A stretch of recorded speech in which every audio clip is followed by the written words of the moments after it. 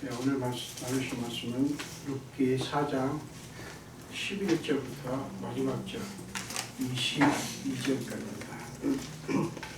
룻기 4장 11절부터 마지막 절 22절까지 저와 여러분 교독하겠습니다. 제가 11절 시작합니다. 성문에 있는 모든 백성과 장로들이 이르되 우리가 증인이 되나니 여호와께서 네 집에 들어가는 여인으로 이스라엘 네 집을 세운 라헬과 레아 두 사람과 같게 하시고 네가 에브라스에서 유력하고 베들레헴에서 유명하게 하시기를 원하며 여호와께서 이 전쟁을 벌하며 내게 선을 떠나시사 내 집이 다말이 유다에게 낳은 페레스의 집과 같게 하시기를 원하노라 하니라. 이에 보아스가 룻을 맞이하여 아내로 삼고 그에게 들어갔더니 여호와께서 그에게 임신하게 하심으로 그가 아들을 낳은지라. 여인이 나오미에게 찬송하여 여호와께서 오늘 내게 기업으로 작업하게 하지 아니하셨도다. 이 아이의 이름이 이스라엘 중에 유명하게 되기를 원하노라. 이는 내 생명의 회복자이며 내 노년의 봉양자라. 곤더를 사랑하며 일곱 아들보다 귀한 내 며느리가 낳은 자로다 하니라.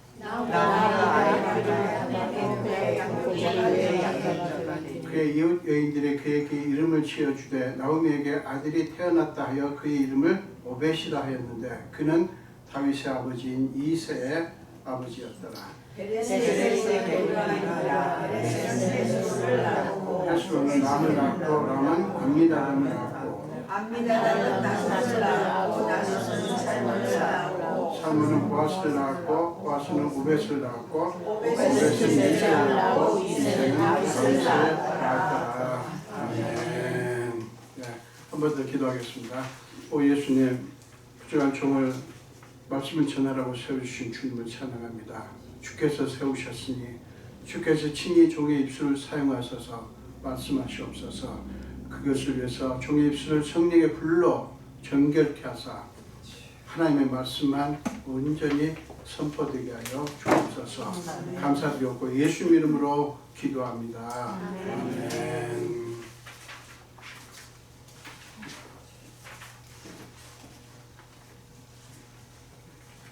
네, 오늘 함께 언급하신 말씀으로 하나님의 은혜의 선물, 하나님의 은혜의 선물이라는 제목으로 함께 은혜를 나누도록 하겠습니다. 지난주에 우리는 베들레헴 성문의 모임에서 어떤 일이 일어났는가를 공부를 했습니다. 그날 모임은 나오미의 기업을 물을 자를 결정하기 위해 보아스가 소집한 모임이었죠. 보아스에게 그 모임은 얼마나 중요한 모임이었냐면 되면 되고 좋고 안 돼도 상관없는 그런 가벼운 그런 모임이 아니었어요. 사랑하는 룻을 잃을 것인가 혹은 얻을 것인가가 결정되는 굉장히 중대한 모임이었습니다. 하나님이 정하신 율법에 따라 자기보다 가까운 친척에게 먼저 기업을 물을 권리를 주고 이게 어떻게 될 것인가 그 결과를 기다리는 보아스의 심정이 어땠을까요? 지금 보아스는 그 친족에게 그야말로 백지수표를 준 거잖아요. 블랭크 체크를 준 거잖아요. 이게 얼마나 모험적인 일입니까? 그는 무엇을 위해서 그렇게 했죠? 왜 그렇게 했죠? 온전히 하나님의 뜻대로 이루어지기를 원했기 때문이에요. 자기가 원하는 것은 분명히 룻을 아내로 얻는 것입니다. 그게 보아스가 원하는 거예요. 그런데 어떻게 했다고요? 지난주에 뭐 했죠? 그는 원하는 것을 내려놓았어요. 왜요?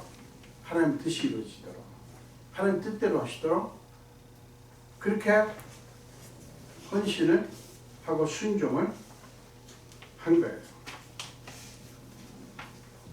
하나님의 뜻이 온전히 이루어지도록 하기 위해서 그렇게 한 거예요. 근데 여러분, 진실로 하나님께 맡긴다고 하는 것은 이 정도로 하나님을 신뢰하는 것을 의미합니다. 하나님을 신뢰하고 그분께 맡긴다고 하는 것은 몹시 어렵습니다. 그렇지만 그 맡김에는 언제나 하나님이 갚아주시는 값진 열매가 있습니다. 이거 아주 정확합니다. 사람은 안 갚아도요, 하나님은 갚아주셔요. 우리가 이게 잘 안 되는 이유는 그게 의심스러운 거예요. 하나님께서 나한테 갚아주실까? 이게 의심스러우니까 못하는 거예요. 근데 우리 신앙은 이 정도의 맡김이 있어야 되는 거예요. 그러면 하나님은 틀림없이 그 맡김에 대해서 갚아주신 열매가 있어요. 보아스의 이야기가 그것을 증명하는 이야기예요. 보아스는 죽으면 죽으리라의 단계까지 맡기는 맡김의 진수를 보여주었고요. 그런 보아스에게 하나님은 신실하게 갚아주신다는 것을 생생하게 증언하는 게 보아스의 이야기예요. 우리가 보아스와 루스의 이야기에서 주목할 것은 두 사람의 배후에서 하나님이 역사하셨다는 것과, 그리고 두 사람은 하나님의 주권과 섭리가 방해되지 않도록 하나님 뜻대로 순종했다는 사실이에요. 여러분, 이거 아십니까? 아무리 하나님께서 우리를 위해서, 저와 여러분을 위해서 어떤 뜻을 이루시려고 해도 우리가 순종함으로 말미암아 우리는 부지부식간에, 원하지 않았는데 부지부식간에 하나님의 섭리를 방해해요. 우리가 알아서 뭘 해버리니까. 하나님은 우리가 가만히 기다리고 순종하고 있으면 하나님이 하나님의 방식대로 하나님의 선물을 주실 텐데 우리는 그걸 못 기다리는 거예요. 이게 우리 문제예요. 왜요? 못 기다리는 게 뭐야? 하나님을 신뢰하지 못하는 거죠. 하나님이 갚아주실까? 아닐 거야. 뭐 이런 의심이 드니까 못하는 거예요. 그런데 보아스의 이야기는 하나님께서 어떻게 갚아주셨는가를 아주 정확하게 보여주는 그런 이야기예요. 그러니까 보아스는 하나님의 섭리를 방해하지 않았어요. 보아스는 자기가 원하는 대로 이루어지도록 하기 위해서 어떤 인간적인 방법을 동원해서 이 일을 꾸민 것이 아니라, 그렇죠? 그렇게 해서 지금 된 게 아니죠? 그게 아니라 하나님께 온전히 맡긴 거예요. 본문은 성문에 모인 모든 백성과 장로들이 보아스에게 반응한 모습으로 시작합니다. 11절, 12절입니다. 우리가 증인이 되나니, 뭐예요? 하나님의 뜻이 이루어진 거, 하나님의 말씀이 이루어진 거예요. 그에 대해서 증인이 되나니, 여호와께서 내 집에, 보아스를 말하죠, 내 집에 들어가는 여인으로 이스라엘의 집을 세운 라헬과 레아 두 사람 같게 하시고, 네가 에브라스에서 유력하고 베들레헴에서 유명하게 하시기를 원하며, 여호와께서 이 젊은 여자로 말미암아 네게 상속자를 주사 네 집이 다말이 유다에게 낳아준 베레스의 집과 하시기를, 같게 하시기를 원하노라 라고 축복을 한 거예요. 여러분, 그들이 이렇게, 장로들과 백성들이 이렇게 축복했다고 하는 것은 뭐냐면, 이 일을 보아스와 룻의 개인적인 사랑 이야기로만 보지 않았다는 거예요. 그럼 어떻게 봤을까요? 보아스와 룻의 사랑 이야기에서 그들은 야곱의 두 아내 라헬과 레아를 통해서 시작된 이스라엘의 12지파의 기원을 떠올렸고요. 그 다음에 유다의 며느리 다말을 통해서 시작된 유다 지파의 기원까지 떠올린 거예요. 이 사건이, 보아스와 룻이 결혼을 해서 아이를 낳는 이 사건이 그런 유명한 12지파가 시작되는 이야기, 그 다음에 유다 지파가 시작되는 이야기. 왜 유다 지파를 지금 얘기하는 줄 압니까? 지금 여기에 모인 사람들이 유다 지파 사람들이에요. 여기가 지금 유다 성읍입니다. 여기가. 그것까지 떠올린 거예요. 보아스와 룻의 사랑을 이런 수준으로 보는 거예요. 하나님의 뜻이 이루어지는 수준으로 봤기 때문에 그들은 보아스와 룻을 마음껏 축복을 한 것입니다. 여러분, 그들이 그렇게 할 수 있었던 것은요, 보아스와 룻의 사랑 이야기에서 하나님의 뜻과 계획이 이루어지고 있다고 믿었기 때문이에요. 그냥 개인적인 사랑 이야기가 아닌 거예요. 그걸로 보지 않은 거예요. 하나님의 뜻과 계획이 이루어지고 있는 걸로 보고 믿었기 때문이에요. 여러분, 어떻게 그럴 수 있었을까요? 그것은 그들에게 하나님의 역사하심에 대한 영적인 감각이 있었기 때문이에요. 영적인 감각, spiritual sense, 영적인 감각이 있었던 거예요. 그 영적인 감각 때문에 그들은 보아스와 룻의 이야기에서 하나님이 역사하고 계시다는 것을 알아차릴 수가 있었어요. 하나님이 아무리 역사하셔도요, 영적으로 감각이 없으면 몰라요. 무슨 일이 일어나는지. 근데 영적인 감각이 예민하면 할수록 지금 하나님께서 이렇게 하시는구나. 지금 하나님께서 내게 이렇게 하시는구나. 하나님의 역사가 이루어지고 있구나. 어떤 행위도 그냥 인간적으로 그저 인간적인 어떤 그런 관점이 아니라 하나님의 어떤 관점으로 보게 되는 거예요. 그게 얼마나 중요한지 몰라요. 여러분, 예수 그리스도를 구주로 믿는 우리에게 정말 필요한 것이 이것입니다. Spiritual sense, 영적인 감각이에요. 예수를 믿는다고 하는 것은요, 단순히 종교 생활을 하는 게 아니에요. 죽음과 같은 상황 가운데서도 끊임없이 하나님이 역사하실 것을 믿고 바라보는 것을 의미합니다. 그게 신앙생활이에요. 예수 믿는 거예요. 그렇게 믿을 수 있게 해주는 게 뭔지 압니까? 가장 중요한 무기가 영적인 감각이에요. Spiritual sense예요. 여러분 그게 뭐라고 부르는지 압니까? 그걸 은혜라고 부릅니다. 그래서 은혜를 받는다고 하는 것은 뭐냐면 바로 영적인 감각을 갖춘다고 하는 것을 의미해요. 그래서 우리가 내가 은혜를 받았습니다 하는 얘기는 이제 마음의 감동만이 아니라 우리 안에 영적인 감각이 쌓인 것을 의미합니다. 그래서 은혜를 많이 받아야 되는 게, 은혜를 더 충만히 받아야 되는 이유가 영적인 감각이 예민해지도록 하기 위해서. 이거 없으면요, 아무리 하나님 역사를 하셔도 그냥 뭐 일어난다 보다 뭐 그냥 우연히 됐겠지 뭐. 그냥 누가 그렇게 열심히 해가지고 그렇게 됐겠지. 그러고 말아요. 근데 영적인 감각이 있으면 하나님께서 뭐를 하시는구나. 지금 우리 교회에서 일어난 일에 대해서도 하나님께서 우리를 사랑하시고 하나님께서 우리 교회를 사랑하셔서 하나님께서 뭐를 하시려고 하시는구나. 이걸 볼 수 있게 된다고요. 그래서 우리 그리스도인에게 너무너무 이게 중요해요. 여러분, 우리가 영적인 감각을 갖추게 되면 우리는 겉으로 일어난 현상만 보면서 나쁘다 혹은 좋다라고 단정하지 않아요. 우리는 어떤 일을 보면서 이건 나쁜 일이야, 이건 좋은 일이야 라고 쉽게 단정을 합니다. 왜 우리가 그렇게 빨리 단정하지 않을 수 있냐면, 왜냐하면 최악인 것 같은 상황에도요, 하나님의 뜻과 계획이 있기 때문이에요. 우리는 이게 최악이라고 생각하죠. 이건 진짜 나쁜 것이라고 생각하죠. 이건 있을 수 없는 일이 일어났다고 생각하죠. 이건 우리를 망하게 하는 것이라고 생각하죠. 이것은 우리 나라를 해치는 것이라고 생각하죠. 아니요, 모릅니다. 하나님께서 거기 안에서 어떤 뜻을 갖고 계시고 어떤 계획을 갖고 계시는지 몰라요. 우리는 그것을 바라보는 거예요. 그것을 바라보는 게 그리스도인이에요. 그러니까 여러분 자신에게도 그렇고 여러분 이웃에게 우리 주변에서 어떤 일어나는 현상을 보면서 여러분 그것을 우리가 쉽게 얼른 단정하면 안 돼요. 거기서 하나님의 뜻이 있고 하나님의 계획이 있을 수 있다는 것을 믿고 잠잠히 하나님께 기다릴 수 있어야 돼요. 이거 굉장히 중요합니다. 여러분, 우리가 어떤 우리 삶이나 주변 환경을 보면서 상황을 보면서 현실만 보고 절망하는 것은 믿는 자의 태도가 아니에요. 왜 그런지 아세요? 어떤 삶이든 어떤 상황이든 하나님은 그것을 하나님의 은혜를 보여주는 재료로 삼으실 수 있기 때문이에요. 모든 것, 우리에게 일어난 모든 것을 하나님은 재료로 삼아가지고요, 하나님의 은혜를 나타나게 할 수 있다고요. 여러분, 요리를 잘하시는 분들은 정말 기상천외한 방법으로 맛있게 음식을 만들어요. 요새 봄나물 참 많이 나오죠.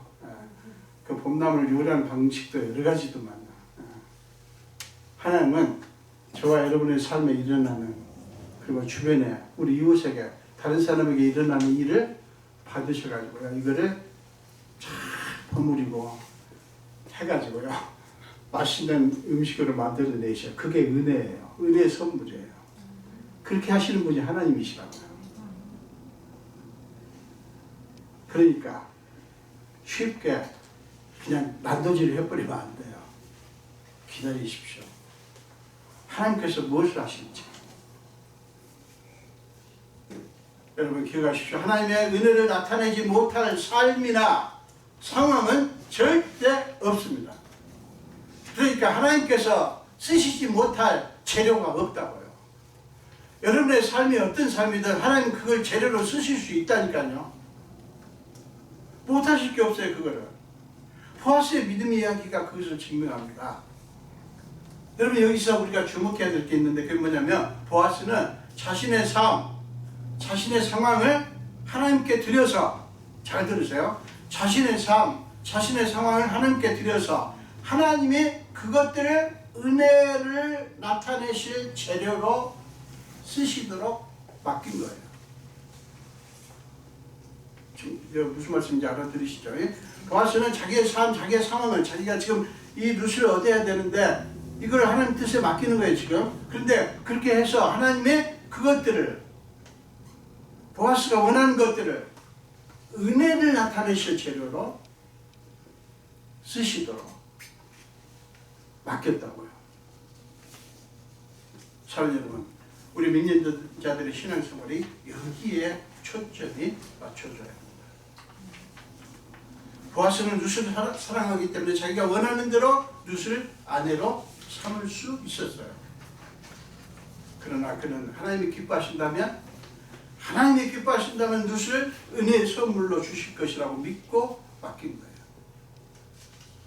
물론 룻은 자기가 원해서, 결국 룻은 어떻게 됐습니까? 보아스 자기가 원해서 수단 방법 가리지 않고 쟁취한 게 아니에요. 얻은 게 아니에요. 뭐예요? 은혜로 받은 선물이 되었습니다. 어떻게 해서요? 하나님께서 그것을 재료로 쓰셔서 하나님의 은혜를 나타내실 수 있도록 맡겼기 때문에 보아스가 룻을 얻게 된 것, 그것은 자기가 쟁취한 게 아니에요. 자기가 그냥 억지로 얻어낸 게 아니에요. 어떻게 됐어요? 은혜로 받은 선물이 됐어요. 이 차이 아시죠? 얼마든지 보아스가 그냥 자기가 룻을 아내로 삼아도 돼요. 그렇게 해서 얻는 룻과 하나님이 주셔서 얻는 룻과 얼마나 다릅니까? 우리 그리스도인들은 어떤 것을 원해야죠? 하나님이 주시는 것.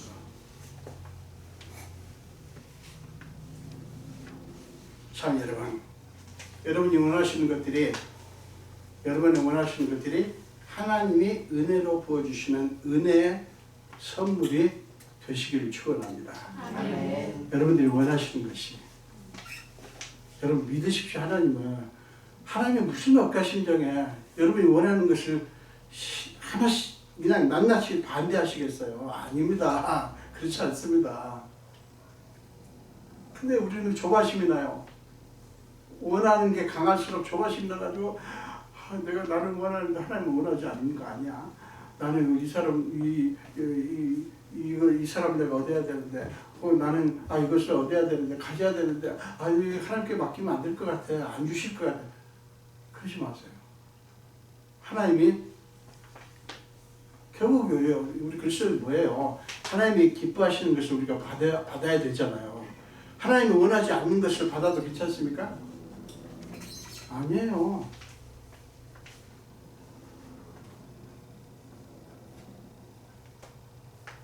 여러분, 똑같은 것이라도요, 은혜로 받으면 우리에게 참 기쁨과 만족이 넘치게 되고요, 그 참 기쁨과 만족이 계속됩니다. 계속. 그러나 욕심으로 이루거나 얻은 것들은 잠시는 좋을지 몰라요. 그러나 기쁨과 만족이 절대 오래가지 않아요. 그렇기 때문에 그리스도인들은 뭔가를 간절히 원하면 원할수록 더욱더 간절히 해야 될 게 있어요. 잘 주목하세요. 그게 있어요. 그게 뭐냐면 우리가 원하는 것을 어떻게 해요? 하나님께 맡김으로써 하나님이 그것을 은혜를 나타내실 재료로 사용하시도록 해야 되는 거예요. 이게 너무 중요하기 때문에 제가 반복합니다. 오늘 설교에서 핵심이에요. 핵심. 여러분 원하는 것들이 있잖아요. 그죠? 그거를 하나님께 왜 맡겨야 되냐면 하나님께서 그것을 은혜를 나타내실 재료로 쓰셔야 되기 때문에. 그러면 어떻게 됩니까? 우리가 원했던 것은 결국에는 하나님이 우리에게 은혜로 부어주시는, 은혜로 돌려주시는 은혜의 선물이 돼요.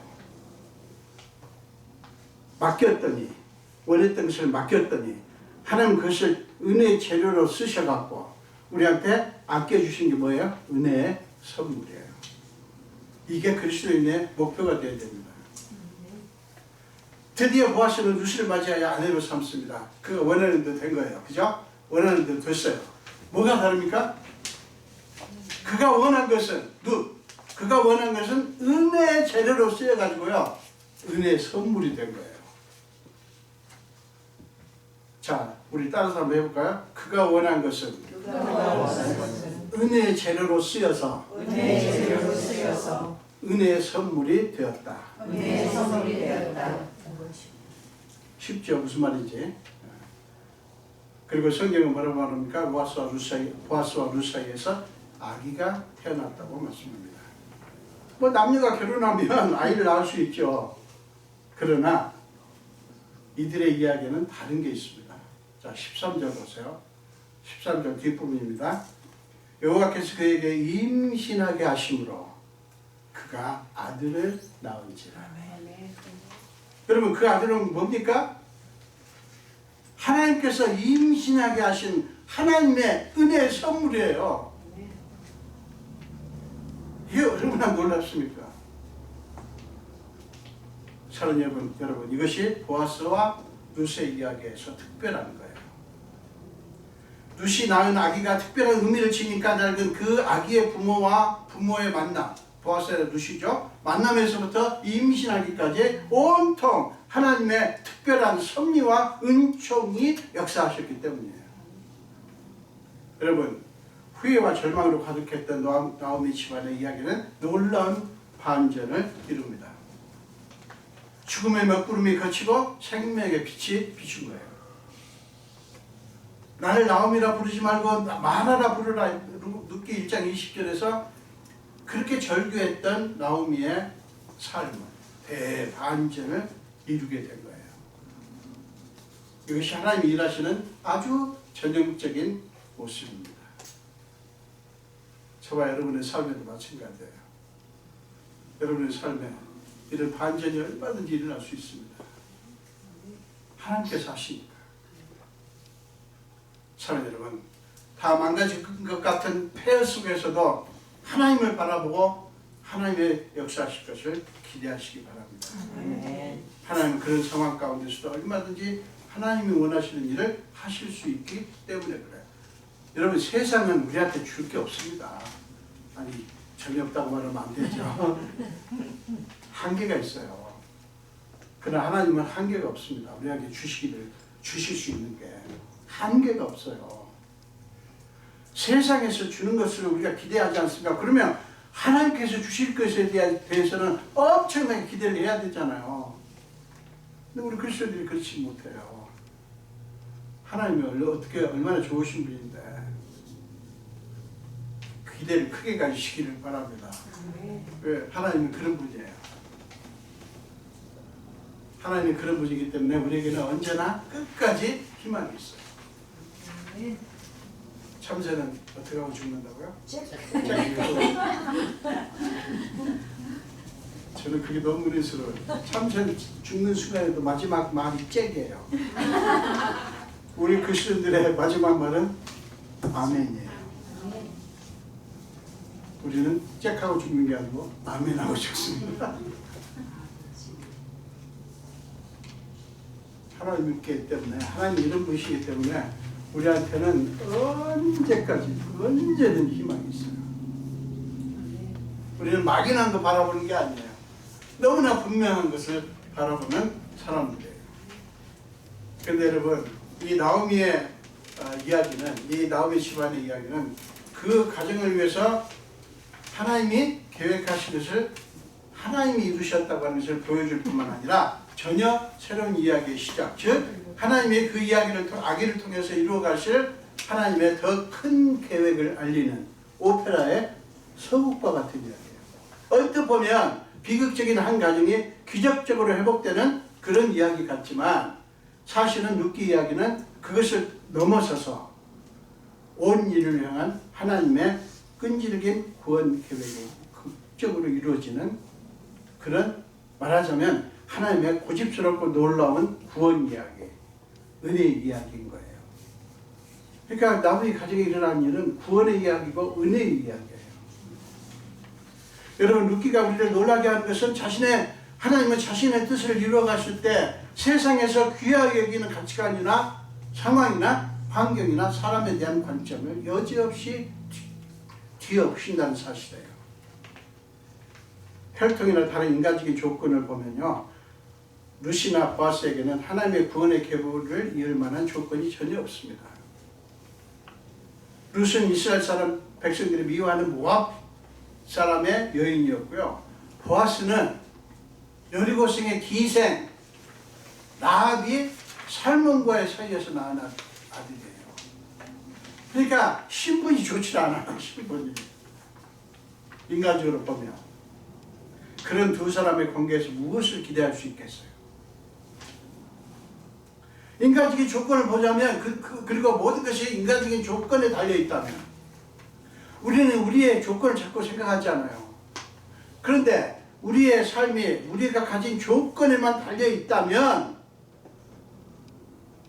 우리는 기대할 게 없어요. 자, 보아스와 룻도 마찬가지예요.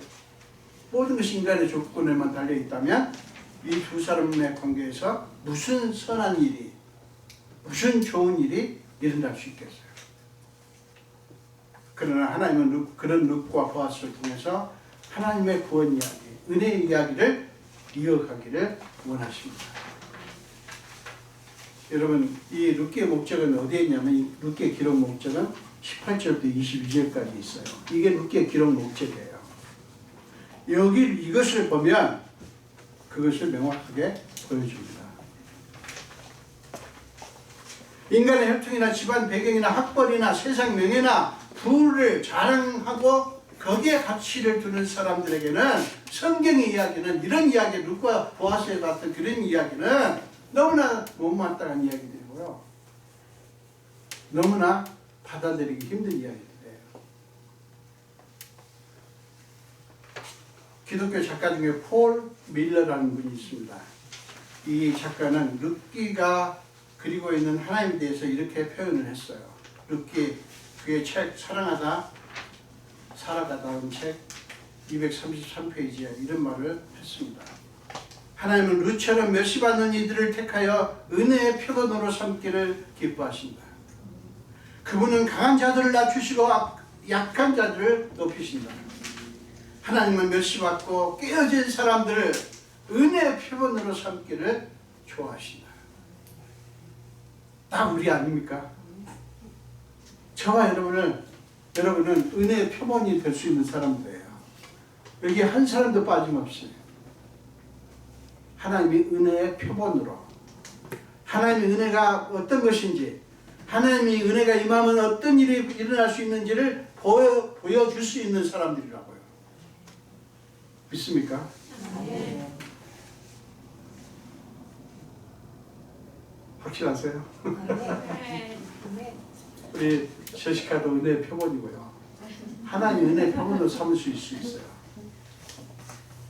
우리 이수옥 자매님도 하나님이 은혜의 표본으로 삼으실 수 있고요. 여기서 제외된 분 아무도 없어요. 이게 우리 특권이에요.